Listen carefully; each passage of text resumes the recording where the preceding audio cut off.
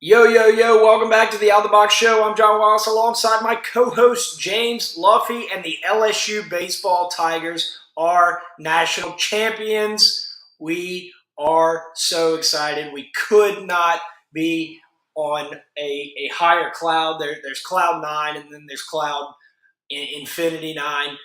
The LSU baseball Tigers are national champions once again, and I'm alongside my dear friend and co-host, Mr. James Luffy.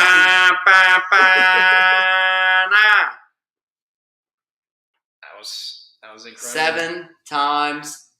We're back. We're back to what everyone expects us to be, and miracle run really after losing that second game to Wake, to beat Tennessee twice, to beat Wake twice.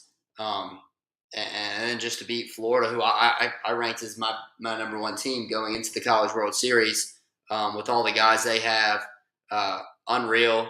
It's crazy that the bullpen and the pitchers carried us through. We were hoping and for the bats to get hot to carry us through, but you have to have something special to win a national championship. It does not happen very often. Hopefully, it happens more often now, but. Had we not won that game Monday, we would have only won national championship in 23 years. But we did. So, unreal run. Go Tigers. Jay Johnson, very happy for him and all the players.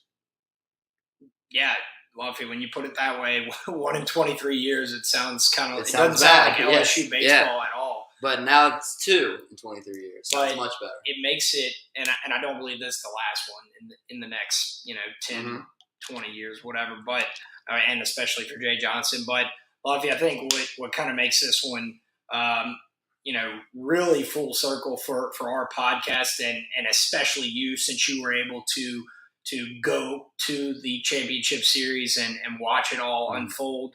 The fact that we went up there in 2017 and we lost, and I just remember in that car ride on the way back, we were just so tired, so dejected, so defeated, and it's like we could not go up there and lose to Florida again. Like, it was just the perfect full circle moment for this LSU baseball program. Obviously, nobody was on the team, the coaching staff, and whatnot in 2017, but the fans felt that full circle moment after really going up to Omaha in 2017 and losing 2 and out in the championship series. So.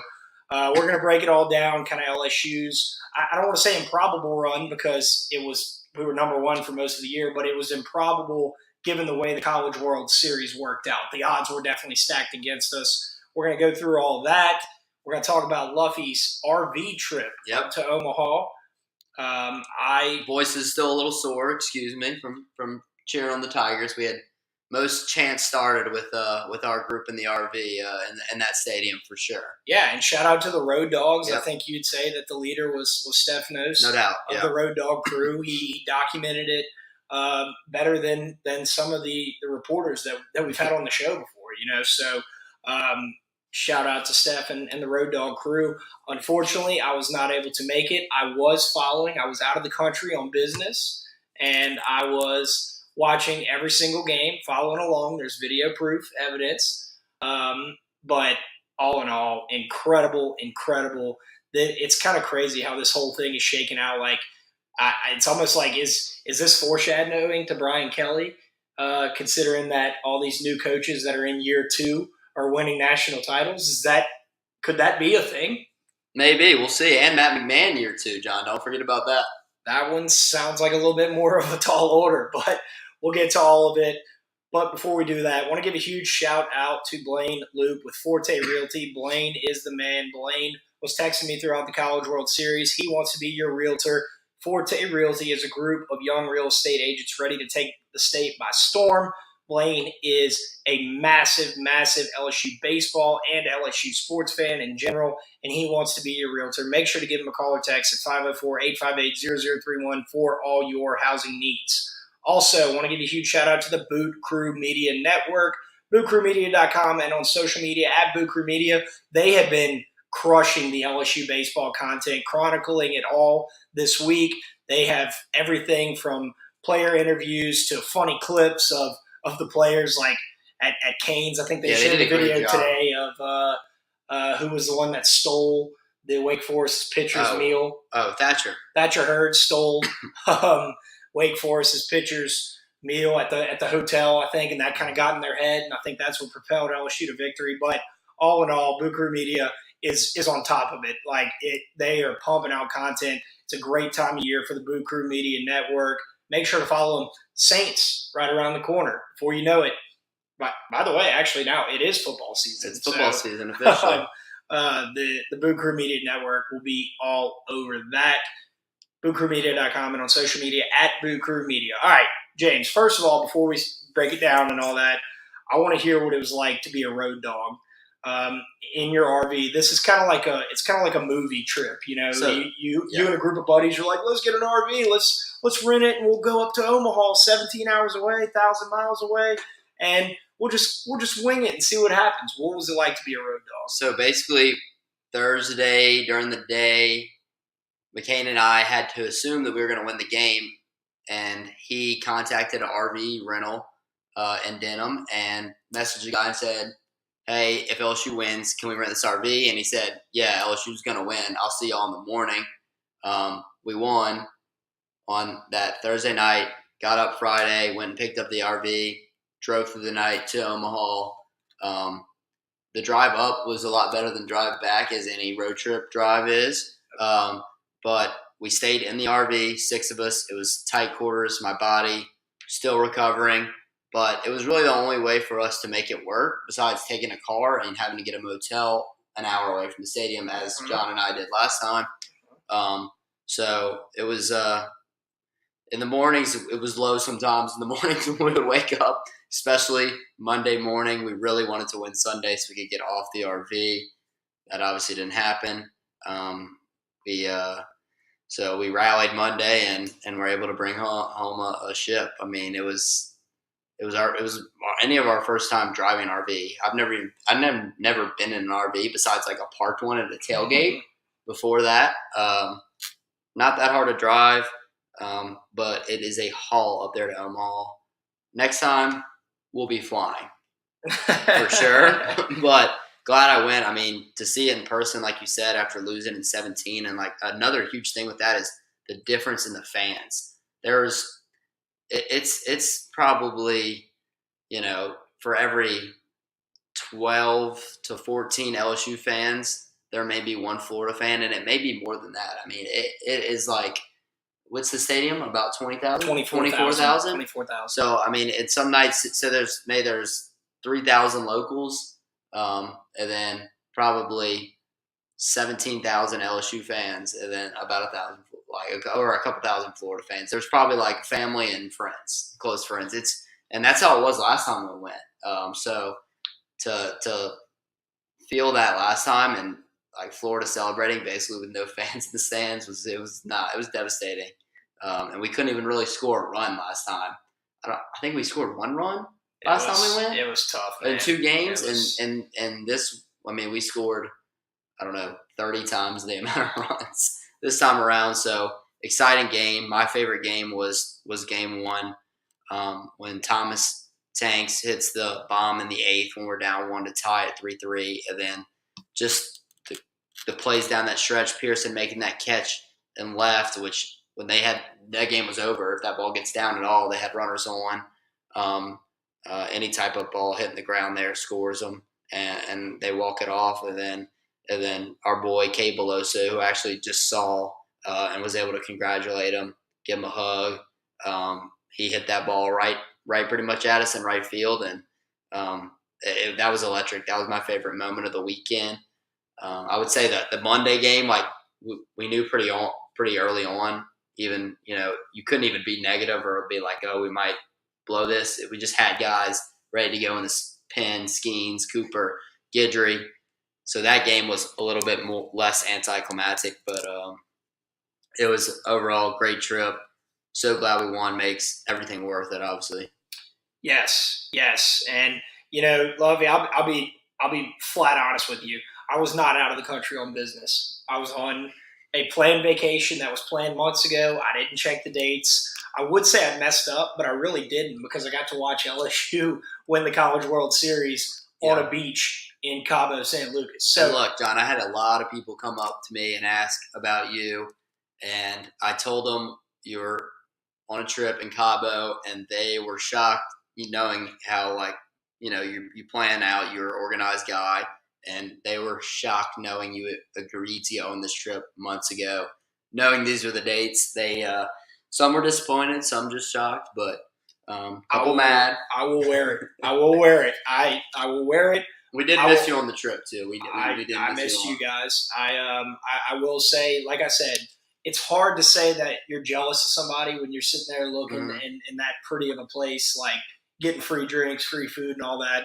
But we were able to watch the game. It was shout out to the Live Better crew led up by Drew Dat Larmew, and Dave Bowe had the most consistent reception on his phone for us to be able to watch the How did it stay charged? College World Series. He's got a beast of a phone. That thing must be his phone is it's an animal. I don't know. It's just like him. It's just an animal.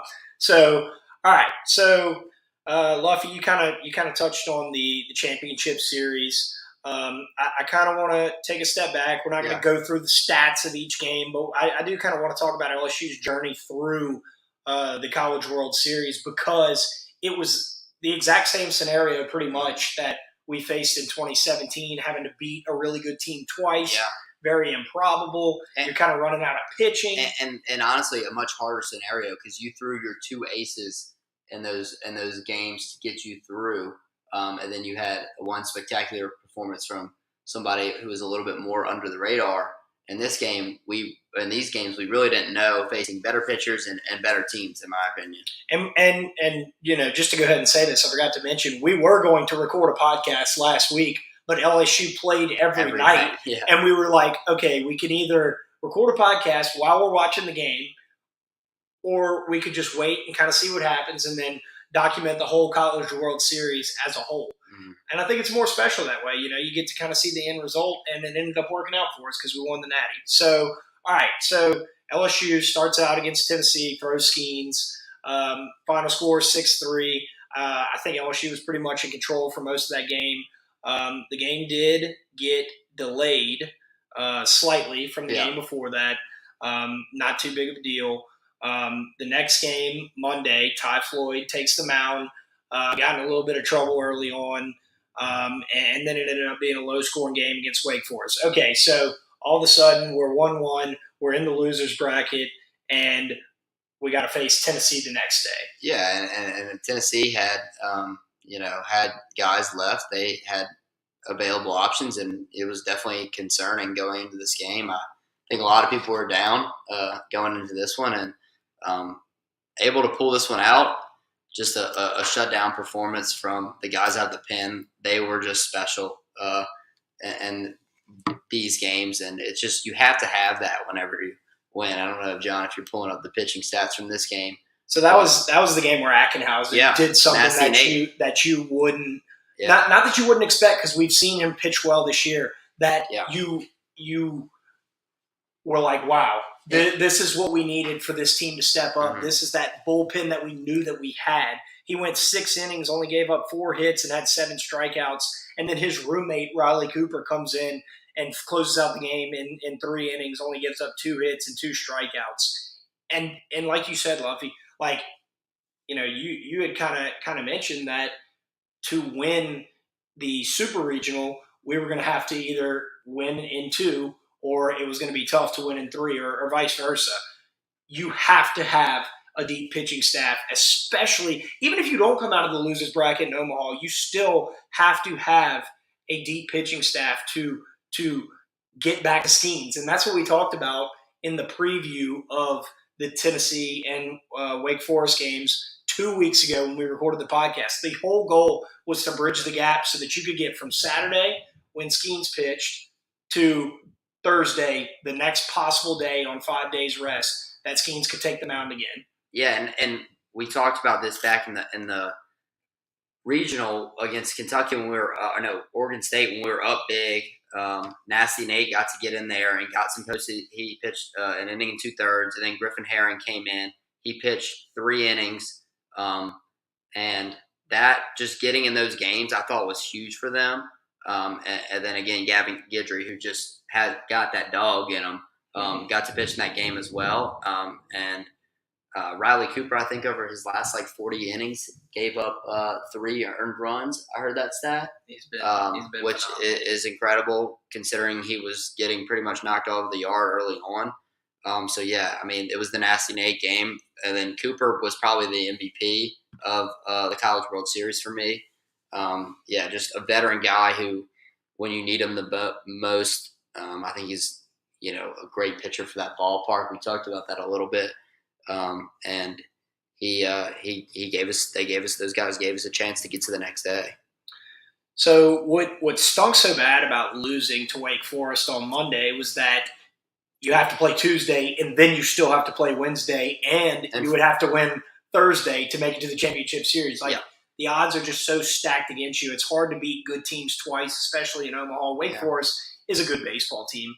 They are. I will. They were good. I'll they go had to some the really grave. good arms. I'll go to the grave saying that they're not in the SEC and maybe they wouldn't have been as good or had as good a stats. The but home their run pitching numbers are certainly inflated. Their pitching staff is and phenomenal. they were a good team. They were a really solid team all year. You don't win that many games being a bad team. You just don't. Yes. So we beat Tennessee. We got a phenomenal performance by Nate. And speaking of that, people might forget Nate Ackenhausen only pitched about 20 innings prior to that, and never started.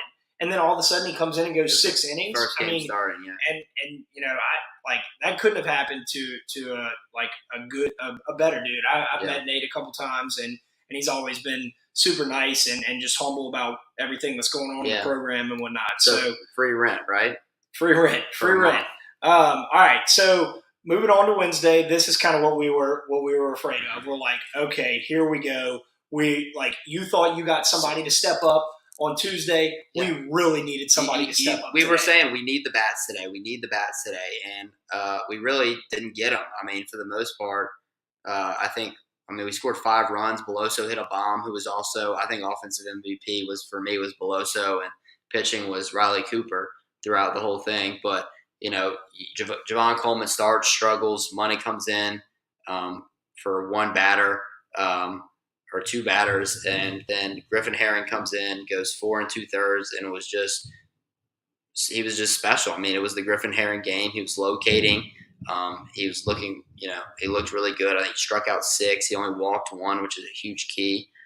Gave up only 3 hits, and that's 2 special performances by Griffin Herring, or 3 really, Riley Cooper, and then Nasty Nate. So yeah, that the bullpen carrying us through is really the story up to this point. Herring was really one of Jay's go-to guys during the regular season, especially after Skeens, even if the game was closer or whatnot. He came out and did very well. Freshman too. You can't. That's not something that you can, I guess, teach. You either have that or you don't. And to think that he's going to be sticking around for a little while around the LSU baseball program is very promising. Yeah, very exciting for sure. I mean, that guy did not look scared of the moment really when he was out there. He looked pretty comfortable to me, and was just the relievers. Those guys carried us through. They carried us to this national championship. For the most part. All right, moving on to Thursday. This is the day I departed for my business trip. Mm-hmm. We were able to watch the game, but this was the juggernaut battle that everybody wanted to see. You got Louder versus Skeens, two of the best in the business, to say. This is the breaking record game, right? Skeens did break them Miles record. Skeens had 9 strikeouts to get him up to 209, I believe. He was just shy when he pitched against Tennessee. Yeah. Comes back. There was a little thought, is he going to pitch on short rest? Everybody was pretty much under the assumption that, yes, since he is pro ready, 5 days is generally MLB rest. Yeah. He will be pitching in this game.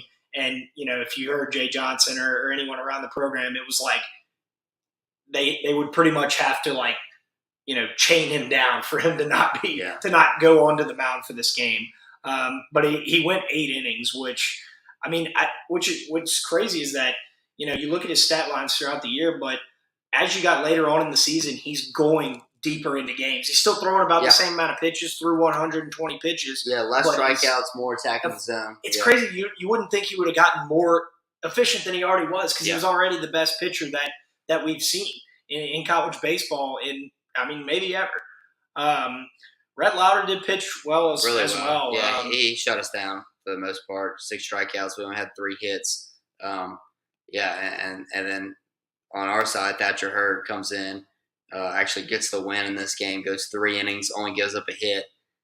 He his stuff really got working towards the end of the year. We knew that he was going to have to be a big part of this team. Jay Johnson said it throughout the year. That's why he kept running him out there.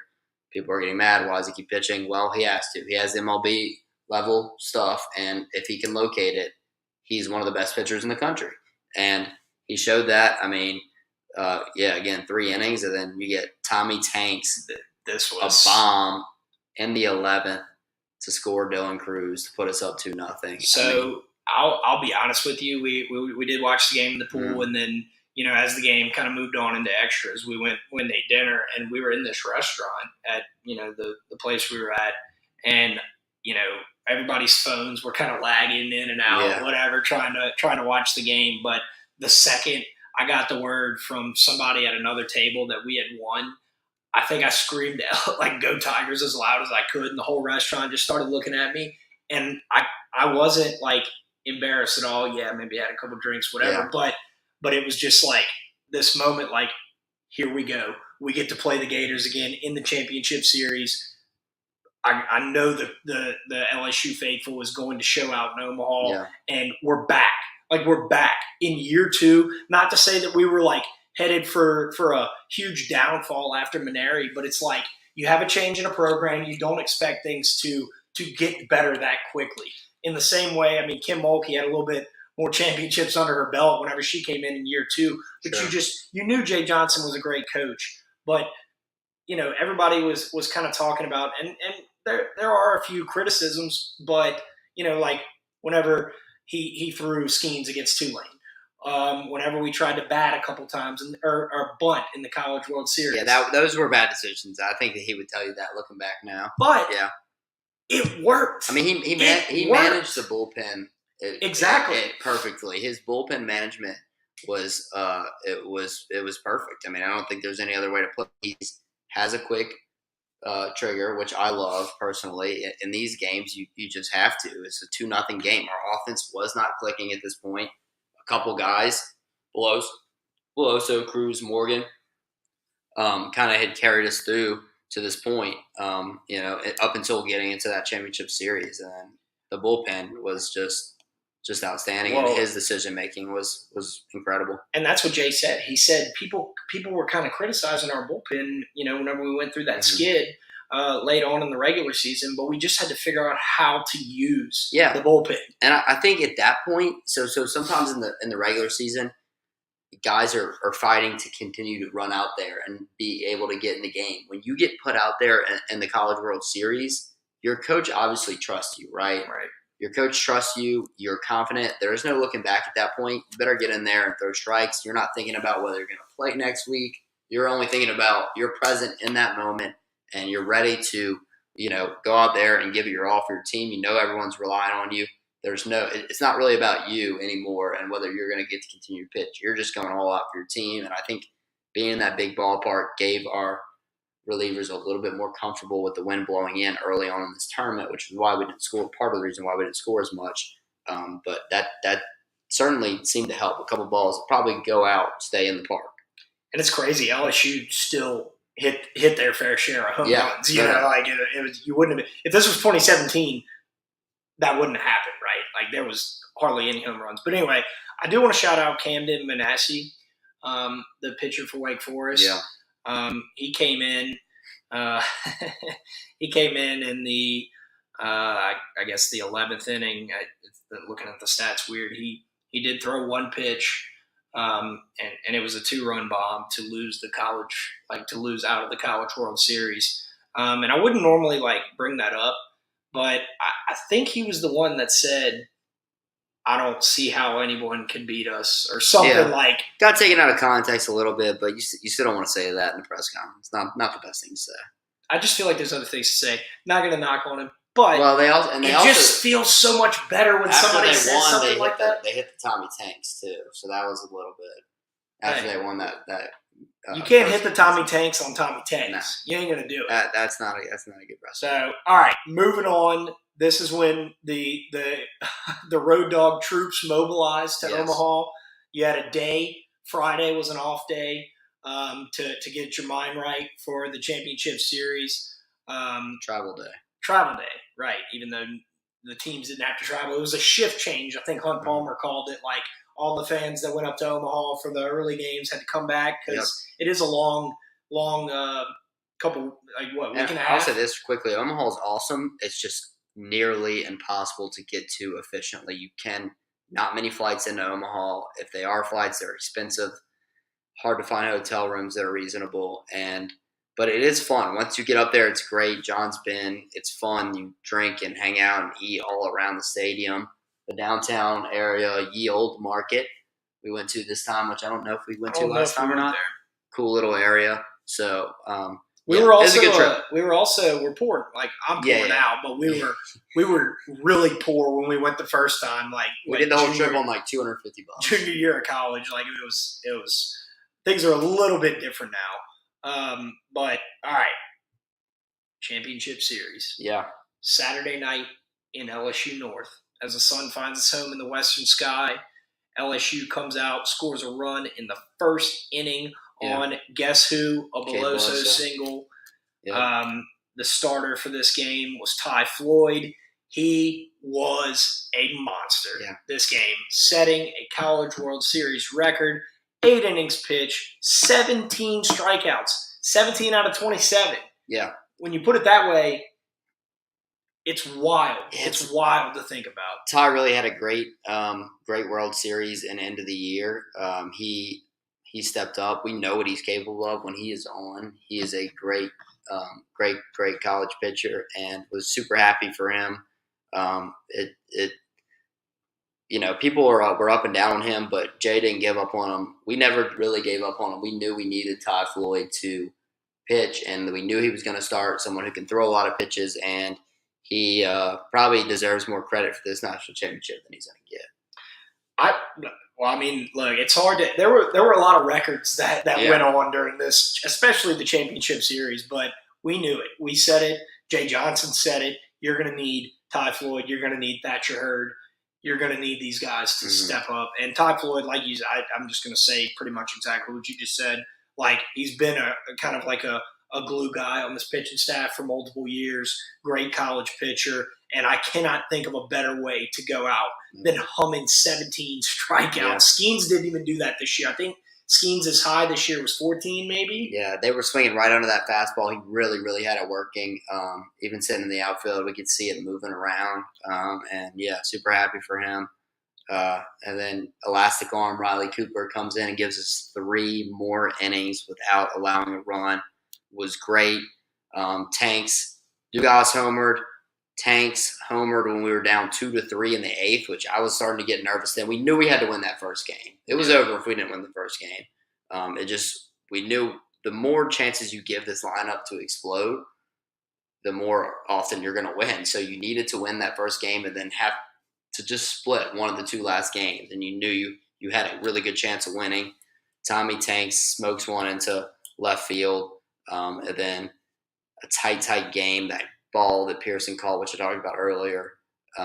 Just some great defensive plays in that game. And then Beloso sends one right at us in right field to win the game. Special moment for him, special guy who's been around for a long time, who everyone loves by all accounts. You've seen all the stories now about him staying late after the championship celebration and signing autographs. They said everyone had left, coaches had left, players left. He stayed and signed every autograph, took pictures, just a special story for him. And he was the guy. He was saying it so well. Every time he got up to bat, he was getting on base. I don't even know what he hit in the College World Series, but it had to have been ridiculously good. But yeah. I do want to just say this. I'm looking at the attendance right now. The attendance was 25,258. Yeah, so it was more than they just packed. kept saying on the broadcast. 24,000. It was packed. I mean, I assume a few people. It was standing room only. Right. Yeah. So they do sell the standing room only. No, tickets, there was a bunch of people that I knew in line getting standing room only tickets. Yeah. They don't sell that tickets package anymore, but I think I told you that. Yeah. I think somebody told me that. Yes, but yeah, crucial, and like you said, I mean, it's the same guys that are knocking the ball out of the park in this giant ass ballpark. Yeah. Like it's Beloso, Dugas, and White seem like those were and Cruz. And Cruz were just our home runs throughout the and entire like we haven't time even talked about Cruz enough. Golden Spikes winner, dude was on base half of the time while he was at LSU. Half the time he got on base. Was unreal defensively in this series in Omaha, and was great. I mean, he'll take the walks. He scored that first run in this game. So he was just, that's a legendary finish to his career, and his jersey will be retired. One of the best college baseball players of all time. Special moment for him in that last game. He's not an emotional guy. You saw it whenever he sent us to the College World Series. Pulling up his jersey, doing the heart to the fans. Like not an emotional guy, but showed some emotion in that final game. Turning around, looking at the crowd, kind of giving everyone a thank you before the game was even over. But just an unreal season from him. Finished the season with a 426 average. Not pretty good. What was his on base percentage? On base percentage, 57%. Yeah, that's and he started all 71 games, the only player to do so. Yeah. It seemed like he never got hurt throughout his whole time. I think he ran into the wall one time maybe and got not this year, but it just seemed like he's a baller. He's just a baller, and he kind of he reminds me a little bit of just that baller mentality of Gavin Dugas, right? Like that gritty, clutch kind of baseball. There were questions about maybe was he clutch or whatever, but I don't think that's a really fair question. And Milazzo too. This decision for him, a guy who just loves ball, was the third catcher or second catcher on the team. Then was the third catcher after Neal got hurt and Travinsky stepped in there. You can't say enough about Travinsky. Those and Milazzo, their willingness to be just great teammates throughout the year. Milazzo had some great defensive plays that saved runs in this World Series and was effective at the plate. Yes. All right. So LSU lost Game 2 of the championship series, and in Game 3, Game 3 was where LSU won the College World Series. Did you know that, Luffy? Yes. No, I'm just kidding. We had an absolute blowout. Ackenhausen came out. Didn't pitch too bad. Things just kind of unraveled throughout the game, and I think LSU kind of got to a point where who cares? Let's move on to tomorrow. Let's just flush this. I think Dylan Cruz said it, in the championship celebration in Alex Box yesterday. I think he said, "Look, we thought about it for maybe an hour after the game. We knew if we came out there and great job by Jay getting different guys in there, letting some young guys play in the College World Series. And letting the other guys take a step back, take a breather. We got to win one game, just got to focus on one game. Yeah, I mean, you got to see Collins, Money, Little, that really was good to see a guy who struggled, had some bright spots this year, but just to get to play in Omaha and be part of a championship team is something that you or I can never say, Mm-hmm. So, and Dutton as well. These guys came out there and bridged the gap so that we could get to Game 3. Because you still got to get 27 outs, right? Yeah. This is the College World Series. So then you get to the sweetest game of them all. You knew LSU was going to come out hot after getting. We can only hold 30 runners left on base the first 2 games. You can only hold this lineup statistically. That just can't hold up. Eventually we were due to go off, wind blowing out, and we will work. We went off. I mean, this was it. Caglione, who was also a Golden Spikes nominee. Yep. started the game for the Gators.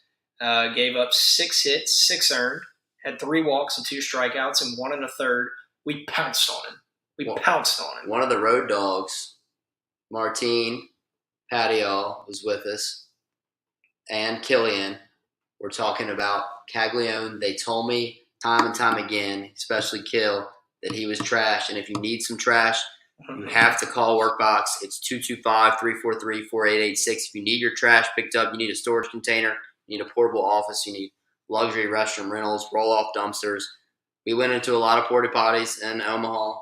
I'll be honest, I had to go to the bathroom in there a decent amount. A lot of just outdoor drinking. And that's all they had. They were not up to Workbox standards. Workbox LLC, if you need a storage container, portable office, luxury restroom rental, roll-off dumpster, call Workbox LLC. It's 225-343-4886. All right. A guy who, some might have thought he was trash. Yep. Was Jordan Thompson. Yep. We did not think that.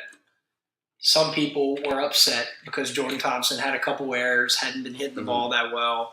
And I think one of the coolest things, I started kind of getting the goosebumps in Omaha when Jordan Thompson came up to the plate. They were chanting his name in the second, and you could hear it. I was watching it on an iPhone. I didn't know if you could hear it. Yeah. You could hear it, and you see they panned to like all LSU like fan base standing up. It was basically the whole stadium, and everybody's just cheering him on. And he gets a base hit, 2 RBIs, I believe. Did he knock in 2 or just 1? Maybe it was just 1. We got hit right after that. Yeah. But anyway, that's why it means so much to come to LSU. And that sort of support system. Everybody knows Jordan Thompson is a good college baseball player. He's played shortstop for LSU for multiple years now. He's gotten tremendously better from last year. I mean, last year was rough at times for a lot of the season. And this year his fielding has gotten better, his hitting was better. And he went through a slump. There's no doubt about it. He went through a slump. And what the problem with him is he carried that hitting slump onto the field, in my opinion. And you could tell with his mannerisms, his head was down. And then right after he got that hit, he made a bunch of good plays at shortstop, a bunch of elite-level shortstop plays. And he did have an error in this game, which shouldn't have been called an error. The runner beat that throw to the bag. It was a hard play. Yeah. I don't understand why it was scored as an error. I guess because he got his glove on it and was able to throw it over there. That wasn't a hit, but anyway, he's got to learn, throughout his pro career. If he does, I don't know if he'll come back or not, but to just not let the bat at bat carry onto the field because he has the talent to do it in the field. He does, and there's a lot of people apologizing about what they said about Jordan Thompson. They didn't say it to him, but great job by him. Yeah. So Thatcher Hurd started the game. Everyone thought Skeens was going to start, and Thatcher gave up a hit and a bomb in his first 2 batters, and then didn't allow a hit the rest of the game. Yeah, people were asking. They're like, "Is Skeens going to start?" It's like, dude, he threw 120 pitches in the last game that he pitched on Thursday. That's too much to ask of a guy who's about to be number 1, number 2 pick in the draft. He was ready to come in. I thought it was very cool to see him going through his pregame routine in the 4th or 5th inning, and then they bring him onto the field. It was almost like Wild Thing or like Keanu Reeves in The Replacements. He just shows up at halftime and he's ready to go. Luckily, we didn't need him. Whenever they asked him, they said, "How close were you to coming in?" He said about 12 runs away, which was a phenomenal answer. It was cool seeing him walk back. He kind of got his due walking back to the pen. I'm not sure again if they showed it on TV. Crowd went crazy when he walked back there. Yeah. So I will say two things about Skeens. One is that he carried Milazzo onto the field to go run to the dog pile because Milazzo broke his shin in Game 3.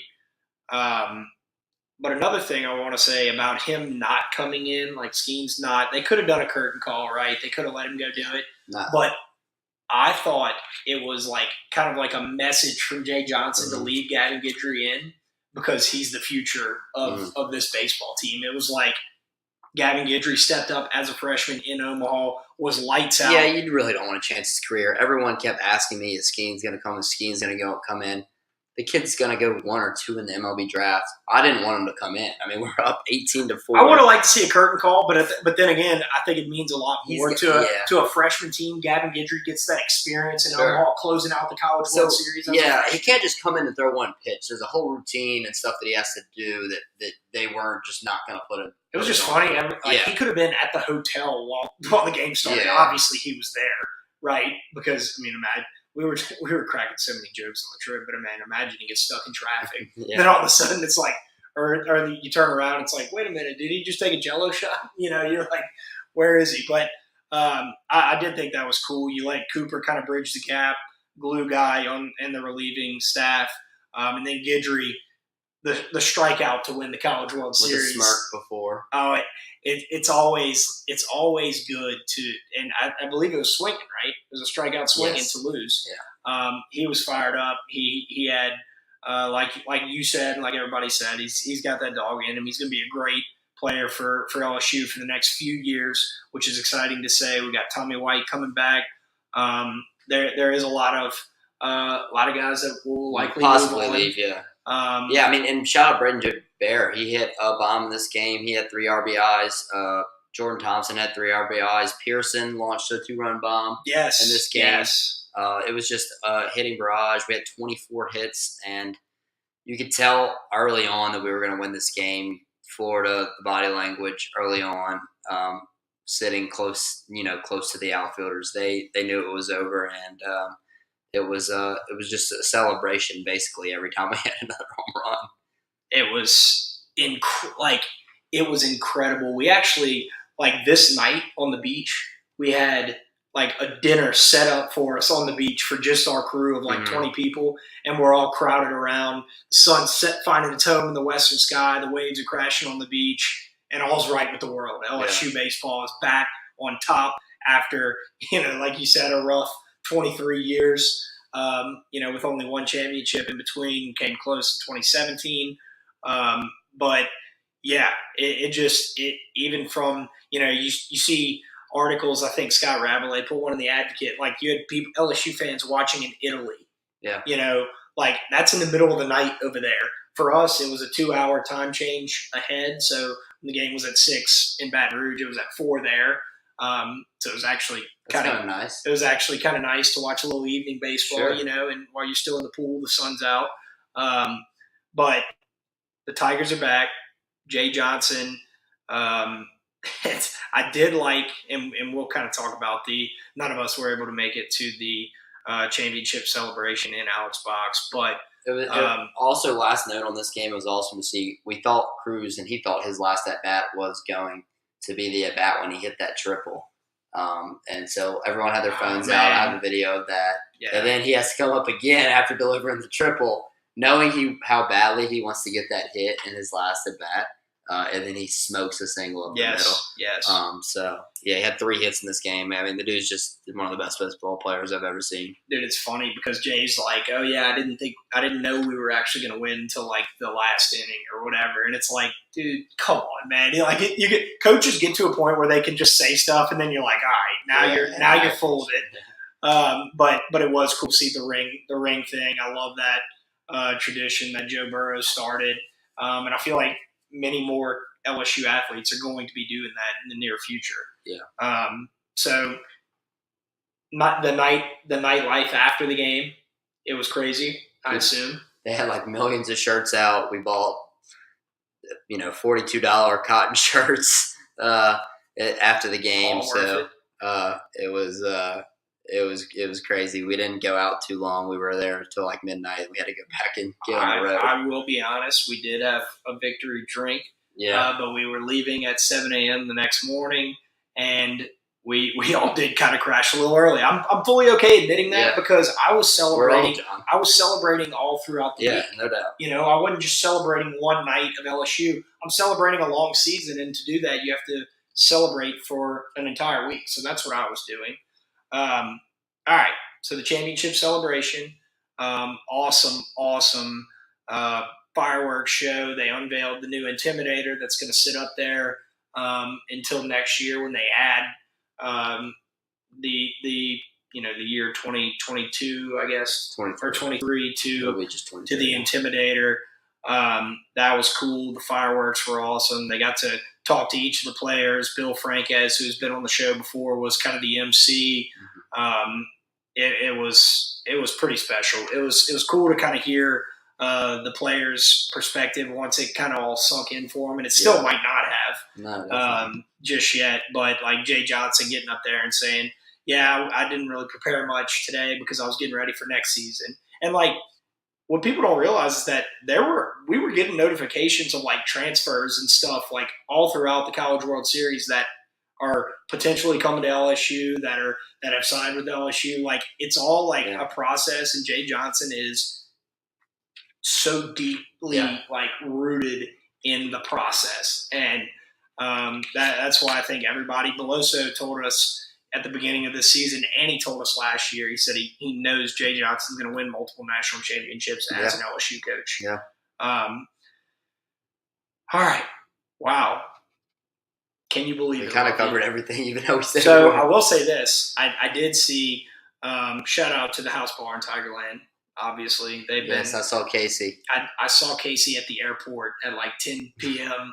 on Tuesday night. Really? And he texted me and he said, I didn't see him like until after he texted me. He said, "Hey, just saw you too tired to talk." Because so I know he was out partying when LSU won. But Jeff and Casey over at the House Bar in Tigerland want to see you. They, I'm sure, will be hanging up an LSU championship flag in the bar. I'm sure it was packed during the game, and I'm sure it was a great party there afterward. It's the summertime. Head on over to the House Bar in Tigerland. If you want to rent out the bar, hit them up. People don't think about that. If you want to have a rush party, do people still have rush parties? I don't know. Do they? If you want to have your birthday party at the House Bar in Tigerland, hit up Jeff or Casey. Go to thehouseintigerland.com and follow them on social media at House in Tigerland. All right. James. Yo. We did it. We won. We won, finally. We took more shots than any other college and we beat the world record, or not the world record, but the Omaha record. By what? 50,000. Yeah. How much did y'all contribute to that number? 888-889? I think we did like $800 or $800 worth. Let me ask you this. How much did y'all get in donations? Because y'all put our buddy Jared Slyman, shout out, he designed our logo for the Out the Box podcast. Y'all put his Venmo name on the RV in like Sharpie or whatever. We got a couple. Yeah, we did get one that was like F the Tigers, and they did like $1 or something like that. Like it was like an opposing team's fan or something, like somebody random on the road. But I think we had like maybe right under 1,000. I think we bought like 800 with it. Then we bought like a round of like regular shots. But yeah, the Jello shots are not good. I will say that. I don't think I heard of anybody that said they tasted. No, they're not. It's not a good Jello shot. I've had a decent amount of Jello shots in my pretty young career, and they're normally red or blue. You know, they're not normally purple. They're just like, it was hard to get them out. You know how you loop it with your finger, and then you suck it in. Mm-hmm. Yeah. Mm-hmm. It wasn't like that. It was hard to get that sucker out. They needed to give you like a spoon to eat like a thing of Jello on it. You basically had to like dig it out for 5 minutes, and then you could like eat it. It was very hard. It didn't, 5 minutes digging out. It didn't like come out easy like a Jello shot should. But I guess when you got to make 150,000 of them, it's a little tough. Yes. All right. Thank you guys so much for listening to this episode of the Out the Box podcast. We did it. We did it. We did it. We did it. We wish we had Rory with us tonight. He is being a great father. He's doing father duties. I don't know if we had an episode since Father's Day. Shout out to all the fathers out there. It's football season now. Luffy, we're going to start the off the charts segment. You got to start getting your notes ready. You got to start following. Yeah. You got to start following recruiting. You got to start following what Brian Kelly's been up to. Yeah, we might take maybe a summer week or two break at some point. I think that would be good. I think we deserve it. We worked hard. The Road Dogs traveled up to Omaha, got the job done. But after the break, we're going to be all gas, no brakes on football season. It will be here before you know it. Shout out to the House Bar and Tigerland Workbox LLC, Blaine Loop with Forte Realty, and the Boot Crew Media Network. Thank you guys so much for listening to us throughout this season. This has been a very, very special season, and it has been an absolute blast covering this team. Luffy, like you said, we're going to get Cade Beloso on back soon once things kind of calm down and once he's not so much of a celebrity anymore. Yeah, I saw him today. I can say where he was. He was coming off the golf course, and there was about 30 little kids and grown men lined up to take pictures with him, and it was him and Trey and a couple other guys. And I did say hey to him for a second. He gave me a big hug.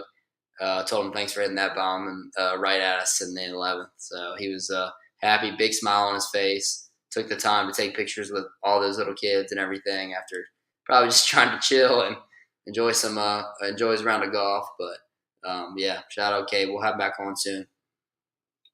All right, Luffy. Go Tigers, motherfucker. That's it for baseball this year. Go Tigers, baby.